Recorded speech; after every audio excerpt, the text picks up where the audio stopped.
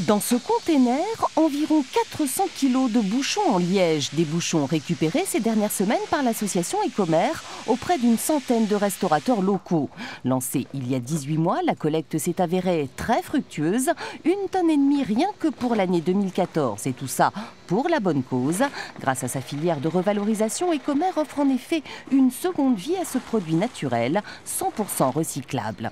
Ce qui se passait avant, c'est que tout simplement, ils étaient mis à la poubelle et brûlés à l'incinérateur.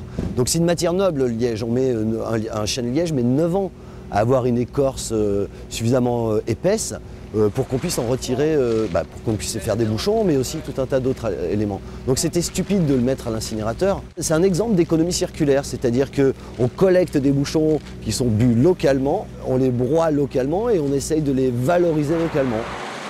C'est une entreprise de Périgny qui se charge de transformer ces bouchons en copeaux de liège, des granulés qui serviront notamment d'isolant thermique et phonique. Le liège est vraiment un des meilleurs isolants. Et ensuite, c'est quelque chose qui ne rentre pas en putréfaction, c'est-à-dire qu'il ne pourrit pas, il ne s'abîme pas s'il y a de l'eau qui stagne. Donc il a plein de caractéristiques adaptées aux bâtiments pour isoler thermiquement et phoniquement les logements. Depuis le début, on n'a pas de stock, donc ça veut dire que la demande, elle est là.